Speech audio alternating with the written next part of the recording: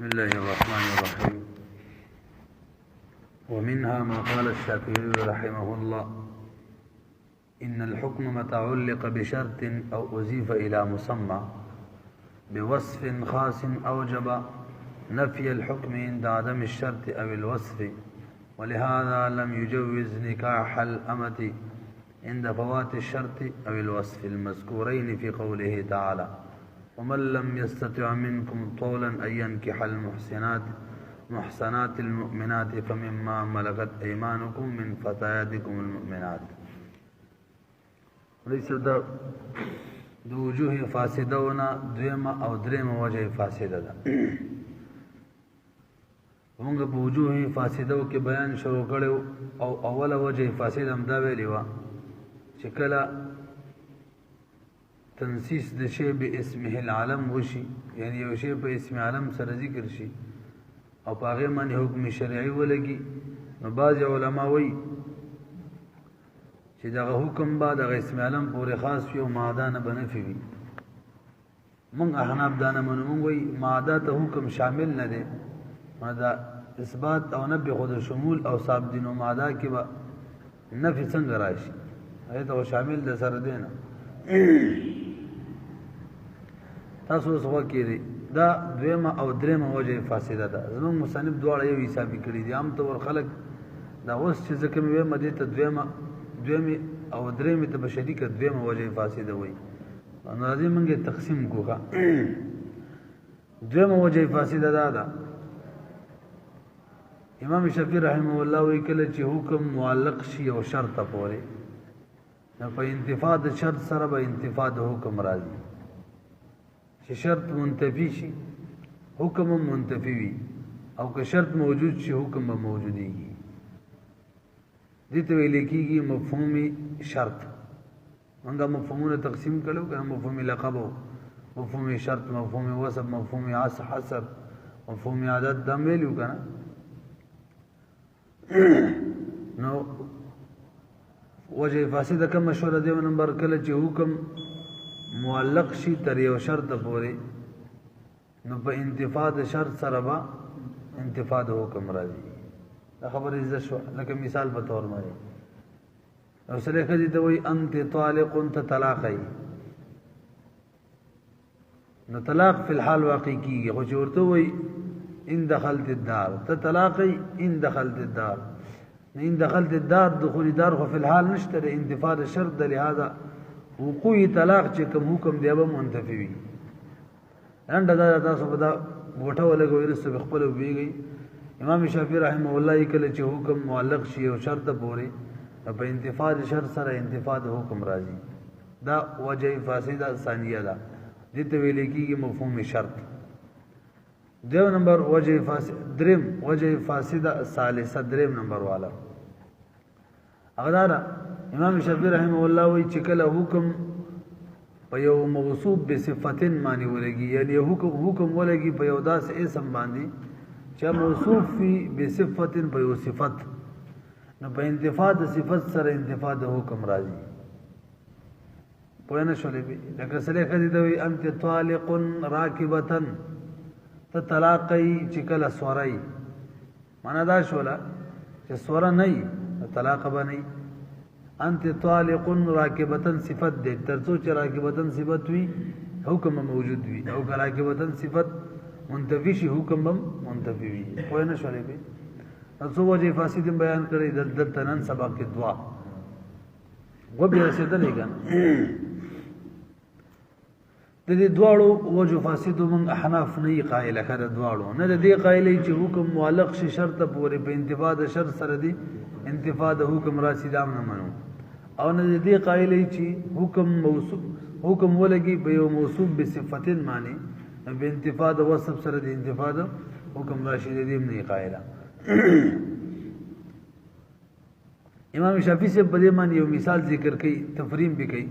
موږ به دې کې تقریبا په دې وجه فاسده ثانیه او ثالثه کې تقریبا لس باسه کوو.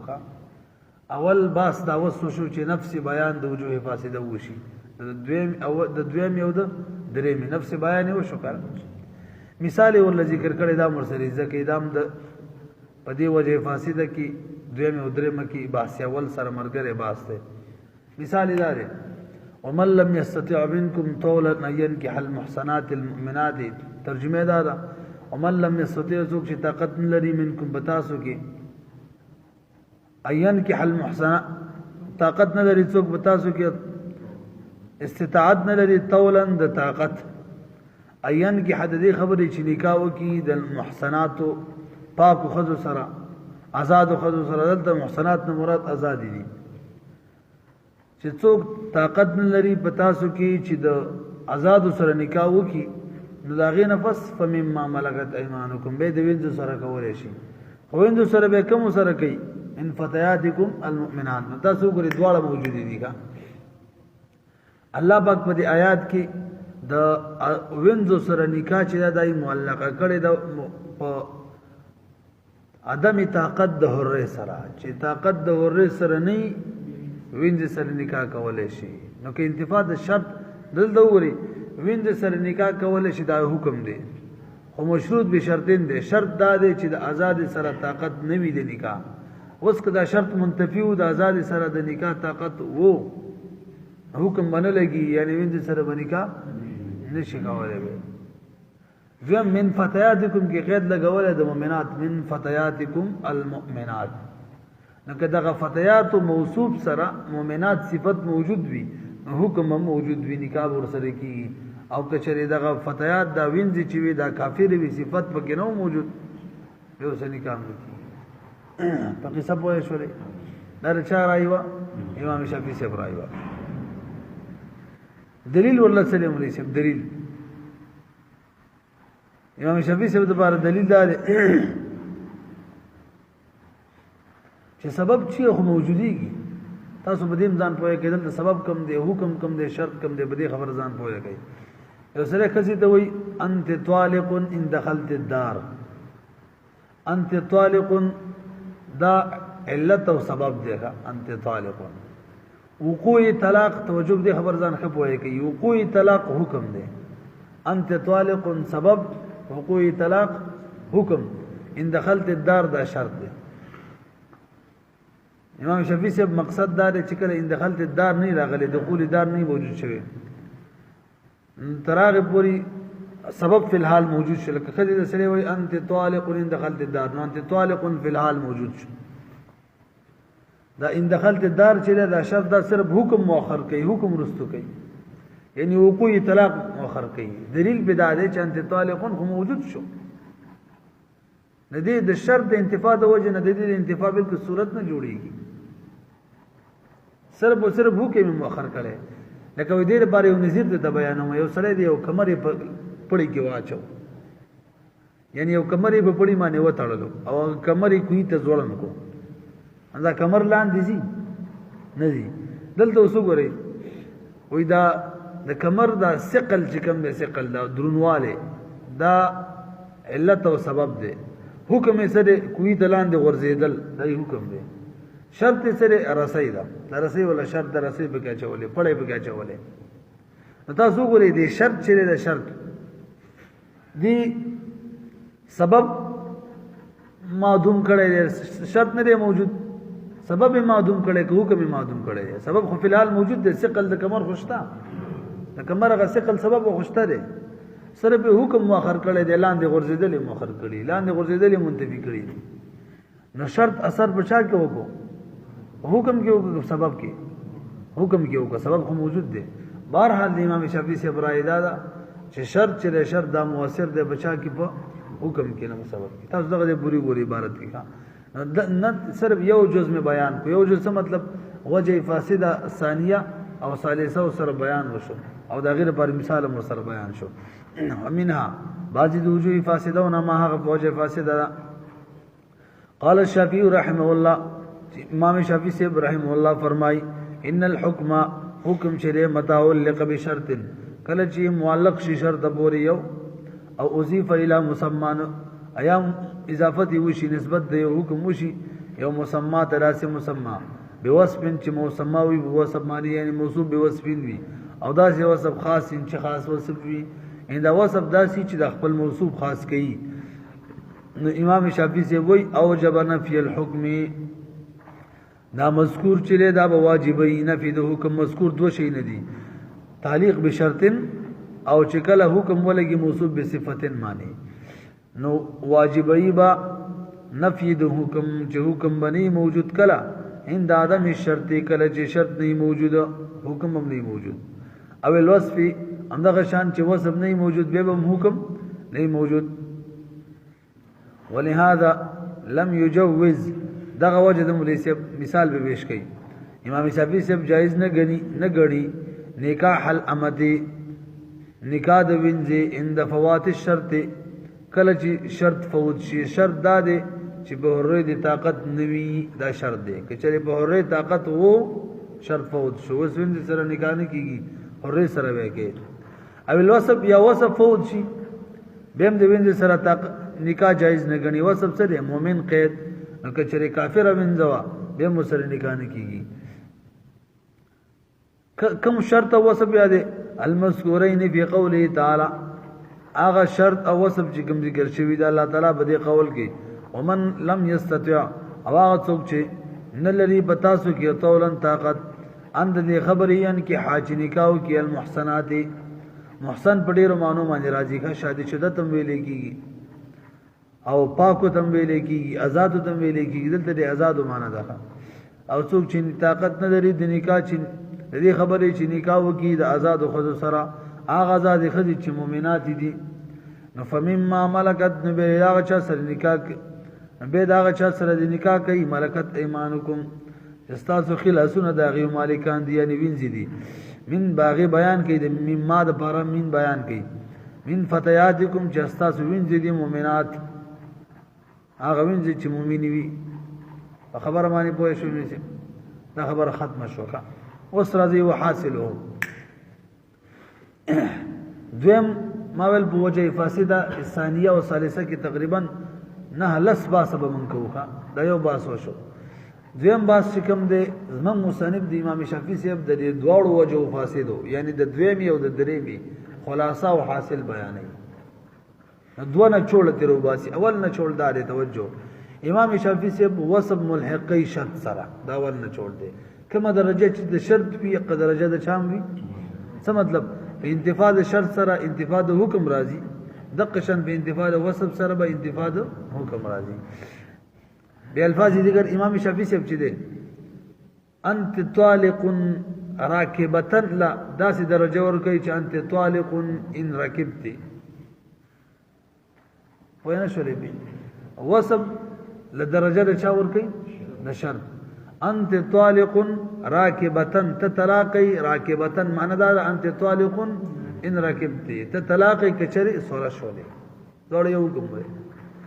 دا اعتراض باندې کې چې انت طالق راکبتن ته د وصف مثال جوړه دا خو وصف نه دی دا خو حال دی انت طالق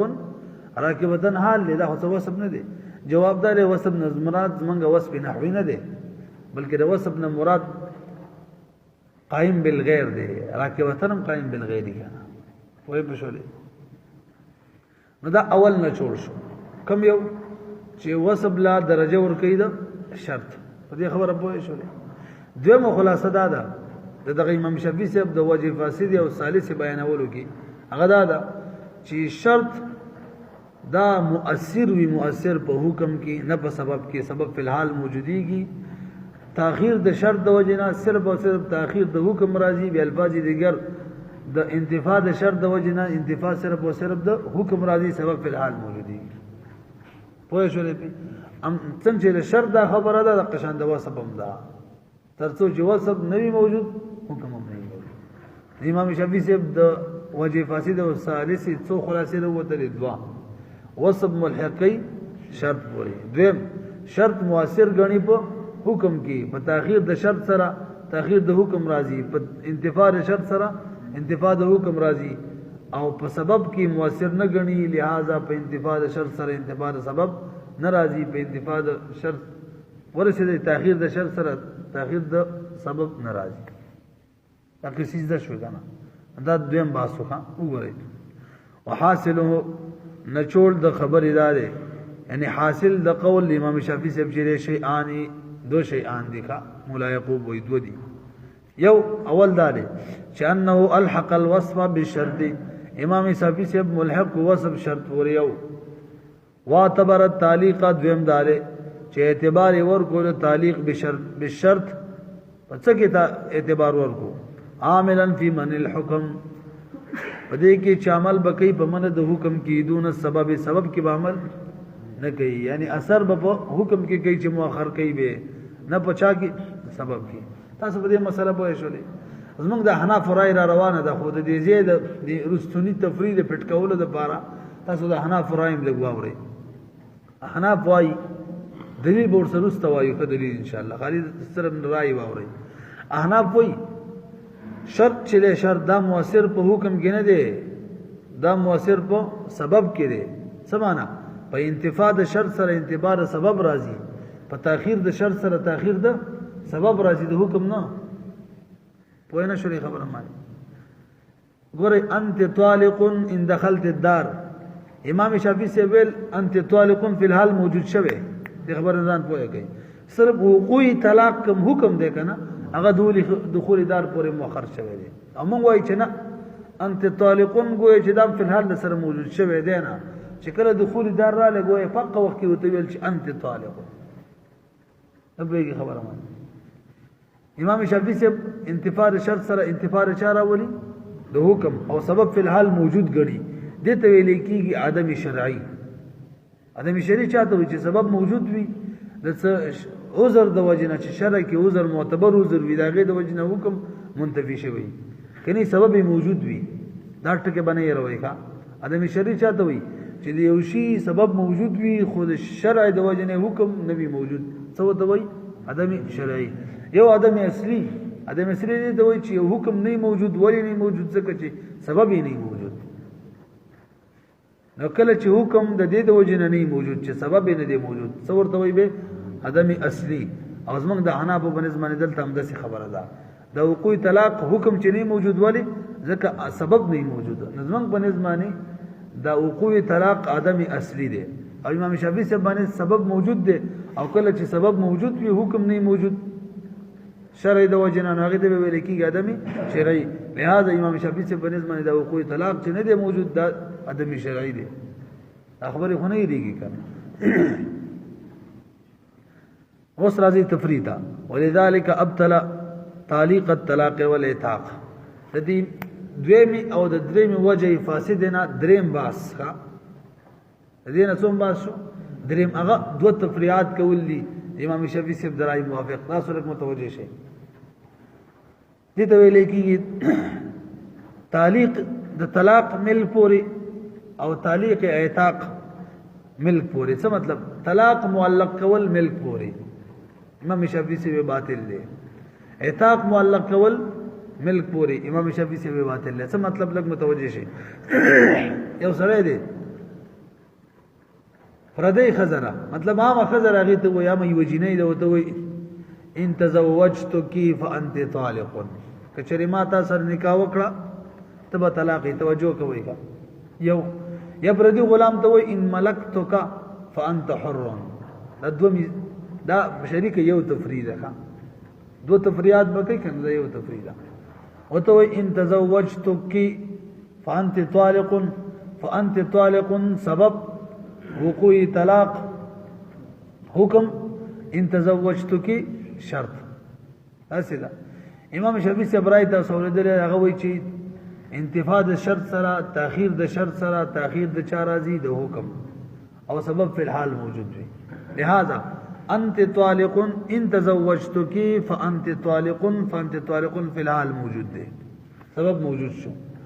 خو تزوج وجود تزوج پوری یعنی کله چې نکاح کېږي پوری وقوع طلاق مؤخر دی داسې ده کنه او انت طالق فی الحال موجود شو خو محل شته پر دای خزاده سبب د پاره خو محل لازم وی کنه امام شافعی سے وی کله چې دی ویل ان تزوجتك فانت طالق فانت طالق فی الحال موجود شو چونکه محل نشته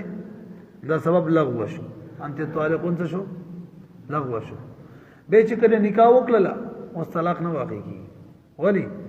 چې کله نکاح وکړه نو د طلاق د لپاره سبب پکاري سبب خوشته دی نه ته چې سبب هم مخ کې وکنه مونږ یغه لغو شوی په نه شي خبره ما دا یو مثال بل مثال دې د وجه امام شافعي سے وہی تعلیق د طلاق ملک پوری دا باطل لے پوهه بشولې لہذا نکاح پس طلاق نہ واقع کی او بل ان ملکتک فانت حر سبب وقوع حریت اگر اگرانی خبر دی واو رکھا وقوع حریت حکم ان ملکتک شرط امام شافعی سے برائے خدا رچ سبب فی الحال موجودی کی لہذا انت حر فی الحال موجود شو کو د اعتاق د پارا ملک پکار دے پہ غلام کی دلتے غلام دے نا پر دے غلام دے لہذا انت حر لغو شو بیچ ان ملک تو کرا لے ان ملک تو کجرات لو انت حر موجود سبب بے نو موجود زکا سبب کچھ موجود شوے ورسرا لغو شوے لہذا وقوع حریت بهم ناراضی نلانڈ دارا بے الفاظ پدی سے الفاظ مانی امام شافعی سے ہوئی چی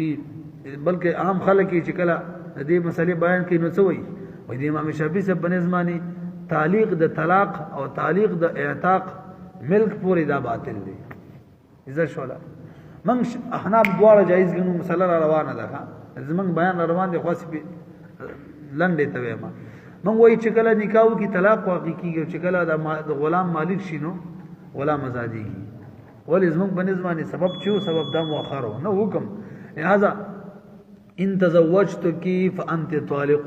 کله چې نکاح وکړه پکا وخت کې انت طالق موجود شو ځکه مونږ وای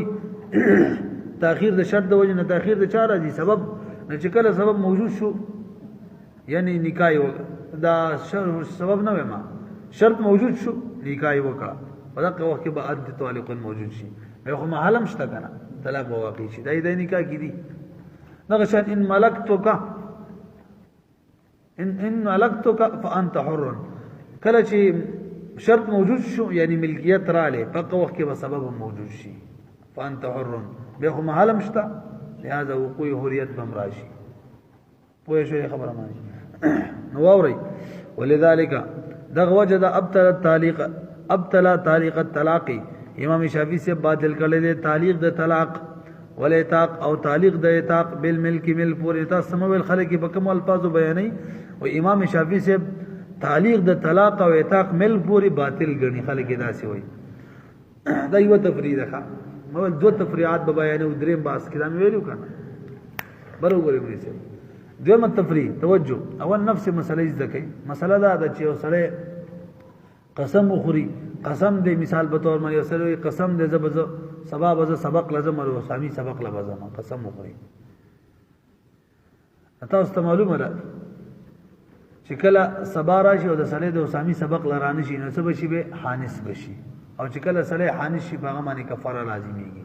کفاره یو مالی ده یو بدنی ده مالی ده چې غلام بازادای فیطعام مشرت مساکین من اوسط ما تطعمون علیکم او کسوتو او تحریر رقبه مالی ده چې دریو کې به اختیار وي یا با لس مسکینان ته روټي ور کوي او یا به ته کپڑے ور کوي او یا به غلام آزادی دا مالی دا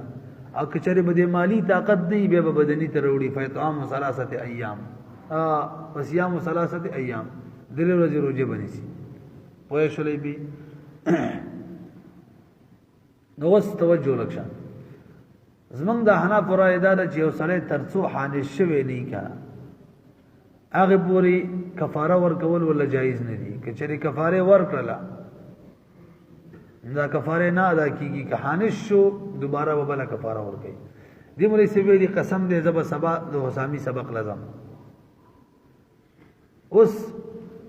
محسن نه لکراله شهر سبا خو میکار دې حسامی سبق نظم مراشه دا کفاره مالی چې دا چاله ورکړه 10 مسکینان ته روټي ورکړه یا کپڑے ورکړي یا غلام آزاد کو سبا له حسامی سبق لرانه لې ازمن دا انا فرایدا دا چې قبل الحنس کفاره ورکړی دا دوباره به کفاره ورکړي کفاره نه ده شي امام شافعی سے وہی کفاره مالی یادو مصرف کا کما کفاره مالی قبل الحنس دا جائز ده قسم خورلې دي سبال نیت کې رچنه ورزمه مسوسامی کتاب لا راشه دا کفاره کفاره ورکړه سبال بیرانه لغینه پس په دوباره کفاره نشته لنډه دار مناسب ته شوابه او بنظمانی قبل الحنس کفاره مالی ور سره وي دا جائز ده دوباره به بیانشتره کہانی شو او زمونږ د انا په بنظم باندې دغه کفاره نہ ادا کیږي کہ چرې حانش شو دوباره به کفاره ادا کوي. نفس مسلمه نه پوه شي. توجه دلته امام شافعي سے وایي و یمین چې کوم دی سبب دی د خپل خبرې سره پټ کوه دې ته وکړي یمین سره سبب او حنس شرط او کفاره مالی حکم ځان په یوه کې کوم دې سره پټ کو حنس یمین سبب او حنس شرط او کفاره مالی حکم. نو چې سبب امام شافعي سے بنل باندې سبب چې موجودی کنه دا ټول دنیا را رائے ده چې سبب موجود وي شرط نه موجود حکم موجود دی دلی شي امنګ مانو چې کله سبب موجود وي په دې خبره پوهیږي او شرط نه موجود هغه سره سره حکم به هم موجود دی شي لکه سبب د زکات نصاب دی کنه او شرط د زکات حولان حول لیکال تیری دی خو چې سبب موجود شي نصاب برابر شو او حکم د به وره سبب د زکات سره نصاب شرط سره حولان حول حکم سره زکات ورکول ټول دنیا په دې باندې ټول دنیا علما متفق دي چې سبب موجود وي نصاب شرط لا نه موجود حولان حول نه به هم حکم موجود دی لشي زکات ورکول شي ټول په اتفاق دی کنه مسله باندې پوه شو ټول په اتفاق دی. نو څنګه چې دلته سبب موجود دی شرط نه دی موجود حکم موجود دی شي نو په دې مسله کې یمین سبب دی حنس شرط دی کفاره حکم دی. یمین موجود شو قسم یې کړی دی شرط دی نه موجود حنس دی نه موجود کفاره ورکړي حکم موجود دی شي صحیح ده پوه شو خبره باندې دا څوک وایي امام شافعي صاحب سره موږ په دې مسله کې اختلاف ان شاء الله دام بیانو را روان دي په دې خبره کې مو اختلاف دی چې یمین سبب دی کنه دی موږ ته وایي یمین سبب نه دی بلکې یمین شرط دی. څوک شرط دی مولوی صاحب هغه وایي یمین سبب دی وایي ځکه مضاف الیه چې موږ له مسله را روانه ده دا سبب وي د پاره د مضاف مضاف الیه سبب وي د پاره د مضاف او یمین مضاف الیه واقع کیږي کنه کفاره الیمین څه ته وایي کفاره کفاره سبب څوک شو یمین شو مونږ ته نه یمین شرط دی څوک شرط دی یمین او یمین ال تامیږي چهانش شي دې بیان زمنګ د انا برای روانه ده. ها دلته اعتراض راځي چې لکه دلته خو د شرط او د جزاء خبرې نشته ته څنګه د شرط وي سړي قسم خورو قسم دې بس باو سامي سبق لازم ده ویلو ارانه له حانش شو په کفاره لازم ده دلته شرط او جزاء څنګه دی شرط او جزاء داسې نه ونیسي دلته شرط او جزاء تقديرا دي کا هغه داسې والله افعل كذا قسم دې لافعلن كذا زبر خپلانه کار کوم لکه د قسم خوړې سبب او شامل لازم دلته د څه شول اوس ان حنست فعلي كفاره شرط شو کنه شو کچره زهانش شو معنا را نه لم ما معنی کفاره شرط او جزاء په کې تقديرا موجوده شو لکه پوهه به شولې لنډه دار چې په کفار امام شافعي سے بنظمانه هم په دغه اصل معنی تفریدا چې کفاره مالیه قبل الحنس ادا کول شي ولی سبب موجود وي او بعد شلو شرط اغنی موجود خو چې سبب موجود وي حکم موجود دی شي کنه داغه بنظمانه شرط چره کنه شرط اخو تغییر په حکم کې راولي تغییر په سبب کې نه راولي لہذا سبب چې یمین موجود دی چې موجود دی سبب موجود دی حکم هم راتلی شي حکم موجود شي کفاره ورکول شي وګورئ وجوز امام شافعي سے جائز غنی التکفیر کفاره ورکول بالمال مال سرا قبل الحنس الى حنس نمخ کے مخ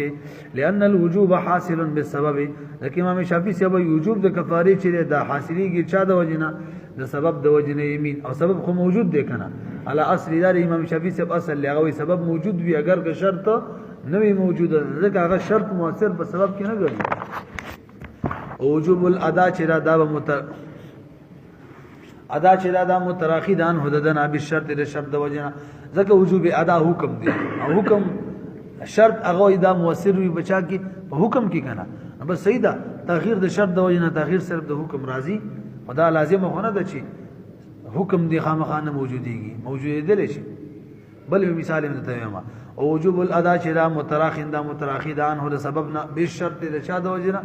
شرط د وجنه اوس به ورغوري یو سوال راځي دا سوال جواب کوخه سوال دار امام شافعی سے داسی ویل چې قبل الحنس کفاره مالی ادا کول شي دا سیدا قید د مالی او سوال ولګاو نو جواب دار چې امام شافعی سے رائے دادا چې صرف او صرف کفاره مالی ادا کول شي قبل الحنس کفاره بدنیه قبل الحنس نشي ادا کول دا خو جواب شو اوس په دې جواب اعتراض دی چې دا څه وجه ده یار چې امام شافعی سے وایي کفاره مالیه قبل الحنس ادا کول شي کفاره بدنیه چې دا قبل الحنس نشي ادا کولای د دې څه وجه ده په مسله پوهیږي تاسو اوس په دې ځان پوهیږئ امام شافعی سے وایي د دې تاسو ول دا مسله مزده کوي چې سبب د وجنه نفس وجوب راځي څه او د شرط موجودوالي د وجنه وجوب ادا راځي سبب د وجنه نفس وجوب راځي د شرط د وجنه وجوب ادا راځي امام شافعی سے وایي په واجب مالی کې واجب هغه شی چې واجب یو د مالیاتو نه په دغه کې نفس وجوب کله کله د وجوب ادا نه جدا کیږي یعنی نفس وجوب وی وجوب ادا نه وی او په واجب بدنی کې نفس وجوب د وجوب ادا نه جدا کیږي چې کله د شرط د وجنه وجوب ادا مؤخر و نو نفس وجوب هغه کې هم څه وی مؤخر وی اته نه جدا کیږي بچا کې واجب بدنی کې او واجب مالی کې نفس وجوب د وجوب ادا نه جدا کیږي څه معنا که وجوب ادا د شرط د وجنه مؤخر او حکم مؤخر نفس وجوب چې سبب دی په الحال موجود دی لشي وای نه شول لکه زکات می ته مثال ویلو نفس وجوب د نصاب د وجه راځي وجوب ادا د حولان حول شرط د وجه راځي دا څه کنه دا او نفس وجوب مثال په تور باندې په 2018 کې په جنوري کې نو وجوب ادا په 2019 په جنوري کې راځي جنوری میں یاد ہوئی زکات خود سره تعلق نه وي قمری حسابي کنه اسی وای چې نفس وجوب پر رمضان کې یو رمضان کې نو وجوب ادا به یو کال چې تیر شي بل رمضان کې نو ګورې نفس وجوب ادا نه جدا شو کنه شو ام دا شان دی ملي سمانه دا موبایل ما خرڅ کو بای وشولا په 100 روپۍ 0 روپۍ مانی خود ما ته ویل چې ما درې ورځې اختیار را کمل ټیک دا نه دا سم وای دا ما دا موبایل ما خرڅ کو 0 روپۍ فی الحال نن څوم تاریخ دی 17 دی دراته ول په 30 تاریخ به روپۍ در کوم نو نفس نو است دی بای د وجنه دا بای سبب دی د ملک چا د ملک چې د مشتری په مبیا معنی ملک راځي د بای په چا معنی ملک راځي په سمنو معنی نو دا بای هم چې وکړه دا سبب د ملک دی د مشتری د پاره مبیا کې ملک ثابتای او د بای د پاره په سمنو کې ملک ثابتای و به رسیدلې نظم په دې سمنو معنی ملک راځي کله 30 تاریخ به راځي نفس وجوب کله را لنن را ل 7 تاریخ معنی نفس وجوب د بيد وجن را ل نفس عقد د وجنه او وجوب ادا چې دا وکړي 30 تاریخ معنی وي وګوره نفس وجوب ادا نه جدا شو کنه شو دا مثال امام شافعي سے خپل دلیل جوړی کړه د بیان روان دي چې وګورئ د دمانه دا باید د سرما بیا کړی کنه او 30 تاریخ د پیسو نیټه خېدا دره پیسې سبال را کوي را کول شي کنه شي شرط خونه د موجود 37 تاریخ موجودی به هم حکم راتلی شي دې بیان روان دي بهرحال تاسو په مسله پوه شئ امام شافعي څه وایي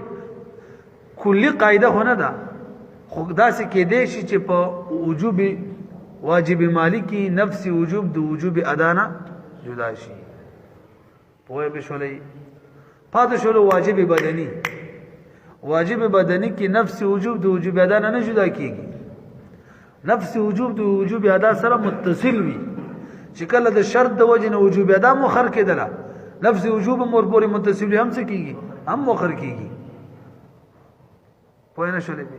دې وجه دا چې کله واجب مالی نو مال بیل شي او حکم یعنی ادا کول فعل دی فعل بیل شي دی نفس وجوب اعمال سره تعلق ساتي مال بیل شي دی او مال به ادا کول دا فعل دی فعل بیل شي دی نفس وجوب او وجوب ادا بیل شي نه دي او بیل شي نه لپاره دا لازم نه ده چې دواړه یو بل سره سوي متصل وي جدا کېدي شي بل فاز دیګر مال د فعل نه جدا کېدي شي اپاد شو واجب بدنی کی التا نفس وجوبم فعل وی لکه صلات کې نفس وجوب هم فعل له وجوب ادام سره فعل له دواړه فعل له فعل نه جدا کیږي. لہذا چې کله وجوب ادا راځي نه ته نفس وجوب وي یا نفس وجوب راځي ور سره سم وي. په صلات کې ګوره نفس وجوب او وجوب ادا یو شی دی بس. چې کله صلات مؤخر کېدل او اداي مؤخر کېدل وجوب ادا نفس وجوب هم څه کیږي مؤخر کیږي او که نفس وجوب موجود ده وجوب ادا هم څه کیږي موجوديږي. ځکه مې وای دا خبره تاسو په دې خبره پوه شئ. امام شافعي سے وای ځکه مې دا ویل چې کفاره مالیه چې دا قبل الحنس موجوده ده شي ځکه وجوب اداي مؤخره ده. نفس وجوب خو یمین د وجنه موجود دی کنه نو حکم راتلی شي. پاتې شو واجب مالی یعنی کفاره واجب مالی نه واجب بدنی یعنی کفاره بدنی چې ده هغه تو سروجی نشي لهان شوی نه داسې نه کیږي. ولی الت نفس فعل چې کوم دی هغه د شرط وجنه د هنز د وجنه مؤخر شوی دی. په دې پیږي ولی مؤخر شوی ځکه اداي مؤخر دی. شاده مؤخر او نفس فعل مؤخر دی. لہذا الت قبل الحنس نشي ادا کوله. په مسله پوه شولې څه خلاصې وروتله د څلورم باسوس موږ د نن سبق نه کا هغه دا چې امام شافعي سے په وجوب په نفس څه وي کفاره مالی او کفاره بدنی کې فرق بیانوي. چې په کفاره مالی کې نفس وجوب د وجوب ادا نه جدا کیږي او کفاره بدنی کې نفس وجوب د وجوب ادا نه جدا کیږي. لہذا کفاره مالیه کې قبل الحنس کفاره ورکول شي او په کفاره بدنی کې قبل الحنس کفاره نشي ورکول. پوه شولې په موږ د دې جواب کوو چې دا څه خبره انداز موږ مسله روانه ده که ته وګورئ. والمالیو او مالی چې دا کفاره مالی يحتمل الفصل احتمال لفصل لري د جداوالی بین وجوبه و وجوب ادائه چې فرق راشي په نفس وجوب کې او په وجوب ادا کې. عمل بدنی چې دی فلا يحتمل هغه فصل نه لري فلا يحتمل الفصل فرق نه لري احتمال لفرق نه لري چې نفس وجوب دی جدا شي د چانه وجوب ادا نه چې کله نفس وجوب ادا مؤخر کېدله نفس وجوب ور پورې متصل لبم څه کیږي مؤخر کیږي. نو کفاره بدنی ځکه نشه ادا کوله چې وجوب ادا مؤخر او ور سره څوک مؤخر نفس وجوب مؤخر نو نفس وجوب لا یعنی سبب د سره راغلی نه دی نو څنګه کفاره ورکه وای چې د سره یمین هم نه دی راغلی. امام شافعي سے وای نو فلما تاخر الاداء هر کله چې ادا مؤخر او کفاره بدنی لم يبقى الوجوب د سره وجوب ونه سبب هم نه موجود دی وجه سبب نه موجود حکم خو نشي راتله دومره پورې پوه شولې. دا ورپسې خبره لګ ټچ ته دا ور ذکر کوم چې سوال به ختم شي یعنی به سوال نه ختميږي. توجه ده کنه وګورئ مولوی صاحب ټیم در سره شته دا ته چې سبق د کوم چې ورسره وسوي کدا ونه مکنه به سبب به ټول سره کومه خبره نو ته وکیل لکشن دا څلور باس امام شافعي سے په بیان کې تیر شو په وجه فاسد ثانیه او ثالثه کې. پنځم باس امام شافعي سے د خلاصې من جواب کو ځکه غټول امام شافعي سے د بیان د لپاره مرکز او خلاصه دوه خبرې وي. یو دا و چې شرط ملحق کوي چا پوری وسب ملحق کوي شرط پوری دا وکنه او دویمه دا و چې شرط چره دا مؤثر غني بچا کې په حکم کې نه په سبب کې. دا دوه خلاصې وی کنه نو ووري مې دا اولی خبرې باندې رد کو ورلا چې ته شرط ملحق کې وسب ملحق کې شرط پوری دا خبره ټیک نه ده. اصل کې د وسب درې درجې دي یو ادنا ده یو متوسطه ده یو اعلی ده. ادنا درجه د وسب دار چې وسب احترازي وي اتفاقی نه. ادنا درجه د وسب دار چې وسب اتفاقی وي احترازی نه وي. لکه مثال الله پاک محرمات بیان کوي کنه حرمت علیکم امهاتکم بیا بکی وای وربائبکم اللاتی فی حجورکم استاسو هغه ربائب ربیبه پیژنې کنه پرکټی چې ته مونږ وایو استاسو هغه پرکټی فی حجورکم چې استاسو په پرورش کې فی حجورکم دا صفت قید ور سره راغله او دا قید ټول علماء اتفاق دي چې دا اتفاقی قید دی. کله مور سره دخول شوی او د پرکټی سره نکاح نه کیږي که په پرورش کې دی وی او کو نه وی نه پیږي دا قید کم یو قید دی اتفاقی. نو د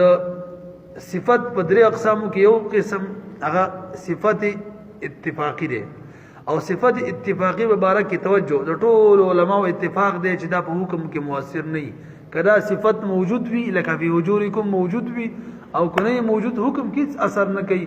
بہرحال دا پرکټې سره نکاح حرام ده پوه نه شولې د صفت ادنا درجه کم یو صفت اتفاقی او دې باره کې ټول اتفاق دی چې دا په حکم کې مؤثر نه وي په دې خبره پوه شولې دویم د وصف اعلی درجه متوسط پرې دی کومه درجه ده اعلی درجه د وصف چې دا هغه وصف دی چې د علت په معنی معنی وي د چا په معنی وي علت په معنی معنی وي او کله چې وصف د علت په معنی معنی وي او دا علت معلول پورې خاص نه وي په دې د ټولو اتفاق دی چې په انتفاع د علت سره انتفاع د حکم راتل دا لازم نه ده کې دې شي د دې حکم لپاره نور علتونه نور اسباب ورلکه یو منتفی شو دا لازم خو نه ده چې حکم دې منتفی وي لکه یو سړی مړ دی د مرګ لپاره مختلف اسباب دي په ټوپک چا ایشتلې په توره ته چا سر کټ کړي کمر نه راغورځېدلې دي زړه هارت اٹیک وته وي څه وته یا وته شوی دی نو که یو منتفی او چا ایشتلې نه دی نو دا حکم مخامخا منتفی وي دا سیدا چې مړم دی نه وي دا نه دا خو د بل سبب د وجې نه به مړ وي کنه د وصف اعلی درجه کم یو دی هغه وصف چې د چا په معنی علت په معنی خو کم علت چې معلول پورې خاص نه هغه علت یادوم ته علت مبارک مسله دار چې خپل معلول پورې خاص نه وي دا ول لازم نه ده چې دا منتفی چې حکم دی منتفی کیږي نه دلته موږ ورې دلته دا قسم وصف چې دا هم مؤثر په حکم کې یعنی دا څنګه دی چې دا وی حکم به وي او کدا نه وي نو حکم دی نه وي دا سم مؤثر نه دی نو وصف څو درجه بیان شو دی وصف ادنا درجه د وصف اعلی درجه او د دوړو باره کې دام مونږ ویل چې نه ادنا درجه د وصف مؤثره په سبب حکم کړه او نه اعلی درجه ده صرف یو درجه پاتې شولا کما متوسطه چې وصف د شرط په معنی معنی نو دغه یو درجه د وصف دا ملحقه د شرط سره ده نو شوافیو د وصف په درې درجو کې سره په سره یو درجه د وصف ملحقه چا پورې د شرط پورې څنګه مطلقاً تاسو دا سی وی چې الکه وصف ملحق ده شرط پورې په دریو کې دوو کې نه دی یو کې یو بهم به چې وصف ملحق ده شرط پورې خلک اکثر له اعتبار ورګي دا سی هم ویلي وي چې وصف د سره ملحق دی نه شرط پورې دا سی هم ویلي او کویرم نو به کم از کم دومره ویلې وي چې په بعضي صورتونو کې وصف ملحق وي شرط پورې مطلقاً نه ویل پکاره فرض وایي شولې دویم رد توکیری دویمه مسئله دویمه خلاصې دار استلی و چې شرط مؤثر وي بچا کې حکم کې من احناف ته وای نه جی شرط چې دا مؤثر وي په سبب کې نه په حکم کې ولی توجه دلیل دا وکړي دلیل دار چې شرط تعلق د موجود سره شرط تعلق د چا سره نه پیږي ما خپل دلیل پورا کړم د ځما خبره سره ما سره رمات کوي ما دلیل دار مولوی صاحب چې شرط تعلق د چا سره من وایو احناف چې شرط مؤثر په سبب کې نه په حکم کې ځکه چې شرط تعلق چی کنه هغه د موجود سره یو شی معلق کې یو موجود شی معلق کې چې یو شی موجود نه دی ته به معلق کې بهرحال د شرط تعلق د چا سره او موجود سبب وي نه حکم خرسته موجوديږي انت طالقن دا موجود دی کنه وقوع طلاق موجود دی انت طالقن موجود دی ان دخلت الدار فانت طالقن موجود دی وقوع طلاق نه دی موجود لہذا الشرط تعلق بد انت طالقن سره چې سبب دی پوه نه شولې خبره مانی ها او امام شافعی صاحب دې لپاره نظیر پیش کړو دلیل کې استاد سوچو یا رسای والا قصه وا چکانه رسۍ کې اچولې دي او ویلو غوړې بدلتا د کانی دا ثقل لا سبب دی موجود دی په الحال موجود دی او حکم لاندې غورځیدل نه دی موجود والی شرط د وجه رسۍ د وجه مو دې دا د شرط لپاره مثال ګرځول دا ټیک نه دی نظیر ګرځول شرط خو دې ته وي شرط تعریف را روان دی ان شاء الله معلق بشرطن تعریف چې یو شی معدوم وي معدوم وجود شرط معنی معلق کړي په وجود د شرط په وخت کې موجوديږي دلته ثقل لکانی خو په الحال موجود دی کتی پر رضی کې چې او کني چې موجود دی دا نظیر د چا ګرځول د شرط معلق به شرط پر ټیک نه دی. معلق به شرط کې خو یو شی فی الحال نه موجود. انت طالق ان دخلت الدار کې انت طالق فی الحال او کوئی طلاق شته نشته. کله چې ان دخلت الدار راشي ته انت طالق موجودیږي او پر رسیدلې نو معلق به شرطین چې وي هغه فی الحال نه موجود رست موجودیږي او دا تا چې کوم نظیر بیان کړی فی الحال موجود دی. بهرحال من احناف وایو چې شرط تعلق دا چا سره چې کوم موجود وي او موجود سبب وي نه حکم لہذا د شرط د وجه نه با تاخير پچا کی راضی په سبب کی په انتفاع د شرط سره و انتفاع په سبب کی راضی به الفاظ دیگر شرط به مؤثر وي پچا کی سبب کی پاتې شو حکم نو حکم خو بنای په سبب معنی که سبب حکم هم یو که سبب نو حکم هم نوي راسه په خبره معنی نو ملي صرف توجه دلته چې د حکم انتفاع راځي دا د څه وجه راځي سبب نه موجود او چې کله سبب معدوم وي او دا غي د وجه حکم معدوم وي نو دا کوم ادم وي ادم اصلي ورته وي وګورئ. وإنا نقول او من وایو چې بان اقصى درجات الوصف وليس د وصف ټول څو درجه شوې درې پرې کې دوه درجه مؤثر دي ښا شرط والا او علت والا باقي بعد شو وصف اتفاقی اگر سره مؤثر دی نه دا څه وی ګوره اقصى درجه د وصف کم وصف اذا كان مؤثر کله چې وصف مؤثر وي ښا باقي کې چې مؤثر وي کې اقصى درجه دی چې کوم غیر مؤثر دی خو صرف غیر مؤثر دی اتفاقی والا اگر ان يكون عله للحكم غدار چې کله د وصف علت د حکم وي کما فی قوله تعالی په دې قول کې وګوره الزانی والسارق کما فی قوله تعالی الزانی والسارق الله تعالی په قول کې زانی او سارق کې وصف مؤثر دی څه مطلب الزانیه والزانی فجلدوا حکم دی او الزانیه والزانی دا وصف دی. تاسو به دا قاعده ویلي بیزاوی کی ذکر کیږي یا به اسبم ویلي خالته به هم وي کله چې حکم معلق شي تر یو امر مشتقی پوري کله چې حکم معلق شي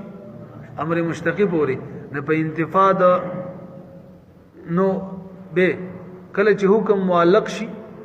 یا حکم ولګي په یو امر مشتقی باندې نو مبدا د اشتقاق علت د حکم وي لکه وسوګوري څنګه لري فجلدو دا حکم دی معلق شوی چا پوری لګیدل چا معنی دی الزانیه والزانی او دواړه مشتقی دي کنه نو مبدا اشتقاق څوک د زنا د مصدر څوک دی زنا دا دغه زنا علت دی په حکم کې فجلدو کې السارق والسارقه فقط حکم لګیدل په السارق سارقته باندې دغه مبدا اشتقاق یعنی سرقه دغه علت دی فقط د بارا دلته وګورئ دا سرقه او زنا دا یو وصف دی او دلته وصف د علت په معنا باندې دی یعنی دا مؤثر دی چا په معنا دی علت په معنا باندې او کله چې وصف د علت په معنا باندې نو موږ ویلیو ډیر اوقاتو کې دا کې دی شي چې وصف نه موجود به حکم موجود وي انتفاع د وصف سره انتفاع د حکم لازم نه وي خیرم ده کنه اگر کدل د مثالونو کې خو انتفاع د وصف سره انتفاع د حکم راځي چې زنا نه فجلدو بم نه چې سرقه نه فقطوب هم نه دلته خو ډیر اوقات داسم راځي چې د علت نه غیرم حکم موجودیږي علت نه موجود حکم موجودي کما فی قوله تعالی زانی وسارق ولا اثر للعله او هیڅ اثر نشته د علت لپاره فی النفی فنفی د حکم کې بلا خلاف بدی کیس اختلاف نشته د اصول شاشي باقی کی ذکر دی په اخري مخ کې ولو کان شرطا نو خبره د شرط هغه وصف چې ملحق وي چا سره د هغه وصف چې متوسط درجه هغه مونږ منو چې چا سره ملحق وي شرط سره خو شرط کې به مونږ څه وایو دا مؤثر په سبب کې دی مؤثر په حکم کې نه دی خبرم کړی وکنه نو وره ولو کان شرطا چې کله دا وصف شرط وي نو فشرط داخل علی السبب شرط خو داخل بچاوي سبب معنی دون الحكم نه په حکم معنی نه دا خبر وس کول مولوی صاحب چې وصف چې په انتفاع د وصف سره انتفاع د حکم راځي هغه وصف چې ملحق د شرط سره هغه مبارک ام ټیک نه دا کم وصف چې ملحق د شرط سره د منګم منو هغه د وجنه انتفاع د غیر په انتفاع سره انتفاع د حکم نه دغه وصف او همدغه شان د شرط په انتفاع سره په سره په انتفاع چا راځي سبب راځي نو وای د عبارت باندې ځان پوره کوي ولو کان شرطا کشری وصف شرط نو شرط کې خو قاعده دا زمنګ د احناف په نسبت داخل علی السبب دا داخل بچاوي دون الحكم بحكم عيني ثابت نوی داخل فمنع عبارت باندې ځان پوهه کوي فمنع شرط چره منی کوي هو سبب لرا چا لرا منی کوي یعنی ان دخلت الدار چیرې انت طالق مؤخر کوي سبب د چانه منی کوي من اتصاله د دینا چې دا سبب متصل شي بمحل خپل محل پورې انت طالق د خزي د کوم محل دی کنه خپل خزي ته وای انت طالق ان دخلت الدار دا شرط دی ان دخلت الدار دای محل سره متصل کېدونه منی کوي محل څوک دی خزه دا ګوي چې انت طالق د خزي سره ونه لګیدو چې ونه لګیدو طلاق نه واقع کیږي کدا سی ویلی ان انت طالق دلته محل سره ډایرک لګیدو طلاق واقع کیدلو او چې اوس ویل ان دخلت الدار نو پسې دې دا سبب را لري کو نو فمنع سبب منی کوي شرط منی کوي هو سبب لرا د چانا من اتصاله چې دا سبب متصل شي بمحل خپل محل پوری یعنی خزي پوری وبدون الاتصال او ترڅو چې سبب متصل شوی نه وي بالمحل محل پوری لا ينقض سببا سبب د سره سبب مناقض کیږي نو مولوی صاحب سبب ال سبب وي چې محل موجود وي چې کله محل نو سبب د سره سبب شونه ولهذا لو حلف یو مثال لخریبه یو سری قسم خلو مولوی صاحب زبا خزل طلاق نه ورکوم قسم دې خزل و طلاق نه ورکوم ابه خزل طلاق ورکوم خو معلق بشرط نو من انا په شوافی او تاسو مر سره منی چې دلته حاصله هانس کیږي نه هانس کیږي سمول مولوی صاحب یو سری ویل قسم دې خزل و طلاق نه ورکوم او به داسي ویل انت طالق ان دخلت الدار خزي دې داسي ویل یعنی طلاق معلق ته ورکو نو دې کې موږ شوافی مرګري دي هانس کیږي نه ولی سبب نه دی موجود کنه زمونږ حنا برای دار چې تعلیق شرط او جن سبب سي مخر وي سبب نه دی موجود بالکل ګوي چې انت طالقونه ویل اند ځکه نه دی هانس شوی دا مطلب دا چې مال قسم می خزل طلاق نه ورکوم څه مطلب طلاق سبب بنه موجودو ما حضرت خلانه دی موجود کنه ځکه شرط او جن مخر دی انداز من خبره شو کړه هغه شو پوهنه شولې بي ولهذا لو حلف لا يطلق فعلق الطلاق بالشرط طلاق مالك شرط پوری لم لا يحنس نہ نسکی ما لم يوجد الشرط تتوچی شرط نہیں موجود دانور سے بے ان شاء اللہ اور اسی